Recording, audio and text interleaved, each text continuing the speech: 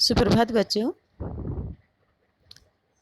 अच्छा है बच्चों, आप अपने घरों में सकुशल होंगे। कल हमने कविता पढ़ी थी ध्वनि। आशा है आपको कविता अच्छे से समझ में आ गई होगी। उसकी व्याख्या और शब्दार्थों को आपने अच्छे से समझ लिया होगा और शब्दार्थ को अपनी कॉपी में भी लिख लिया होगा। आज हम उसी कविता के प्रश्नोत्तर कर रहे हैं। मैं एक बार आपको प्रश्न समझा देती हूँ, आप इसको अपनी कॉपी में ज़रूर लिख लेना। आपके पास जो भी कॉपी हो आप उसी में इसको लिख लेना। ध्वनि कविता का पहला प्रश्न है, कवि को ऐसा विश्वास क्यों है कि उसका अंत अभी नहीं होगा। इसका उत्तर होगा, कवि आशावादी है, उसे स्वयं पर पूरा भरोसा है कि उसका अंत अभी नहीं हो सकता, क्योंकि उसके जीवन में नवीन विचारों एवं भावों का अभी उदय हुआ है।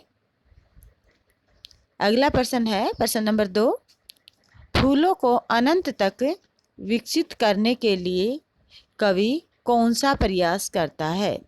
इसका उत्तर होगा, कवि फूलों को अनंत तक विकसित करने के लिए उन्हें कलियों की स्थिति से निकालकर खिले हुए फूल बनाना चाहता है।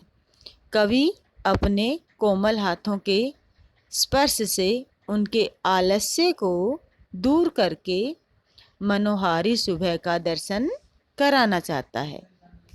प्रश्न नंबर 3, कवि पुष्पों की तंद्रा व आलस्य दूर हटाने के लिए क्या करना चाहता है।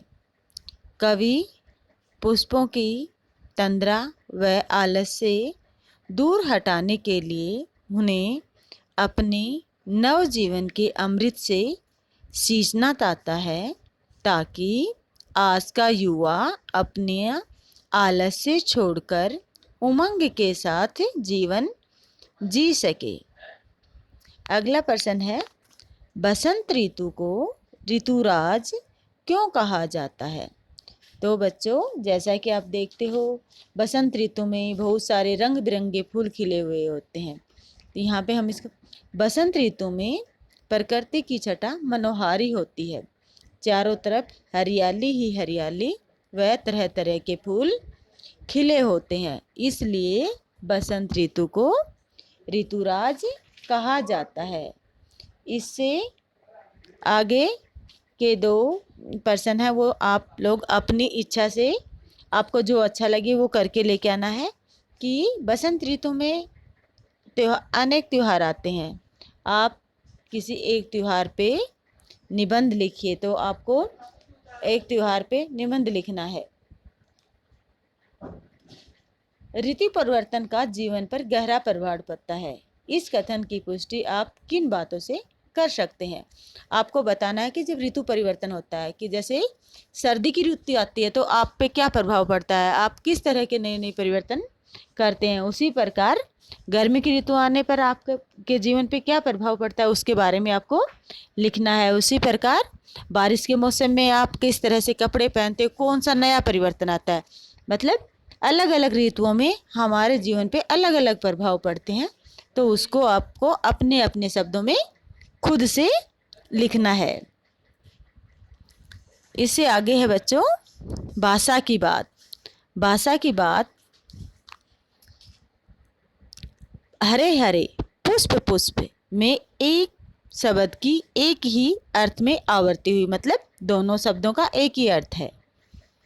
कविता में हरे हरे ये बात वाक्यांश में हरे हरे शब्द युग्म पत्तों के लिए के विश्लेषण के रूप में प्रयुक्त हुआ है। मतलब पत्तों की विशेषता बता रहा है कि बहुत सारे पत्ते हैं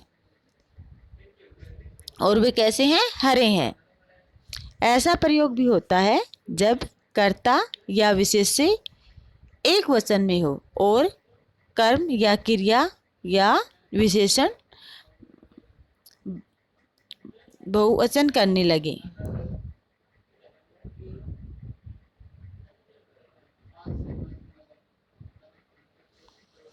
बहुवचन में जैसे वह लंबी चौड़ी बातें करने लगा।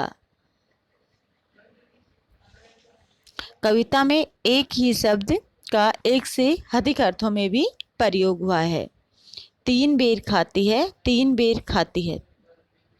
जो 3 बार खाती थी वो 3 बार खाने लगी है। एक शब्द बेर का 2 अर्थों में प्रयोग हुआ है। प्रयोग होने एक ही शब्द का 2 अर्थों में प्रयोग करने से वाक्य में चमत्कार आ गया है। इसे यमक अलंकार कहते हैं। कभी कभी उच्चारण की समानता से शब्दों की पुनरावृत्ति का आभास होता है, जबकि दो प्रकार के शब्द होते हैं। मन का, यहाँ मन का, यह है अपने दिल का, और अगला है मन का, मतलब मनिया, मोती। ऐसे वाक्यों को एकत्र करके जिनमें एक ही शब्द की पुनरावृत्ति हो, ऐसे वाक्यों को ध्यान में से देखिए और निम्नलिखित पुनरावृत्त शब्दों का वाक्यों में प्रयोग कीजिए। अपने शब्दों से वाक्य बनाइए। बातों बातों में, रह रहकर, लाल लाल, सुबह सुबह, रातों रात।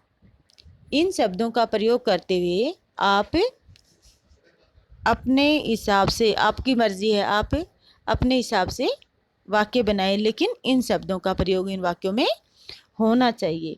तो बच्चों, ये आज का क्या है, काम है आपका गृह कार्य कि इन प्रश्न उत्तरों को आपको लिख लेना है और जो ये शब्द दिए हैं इनको आपको वाक्य प्रयोग करना है।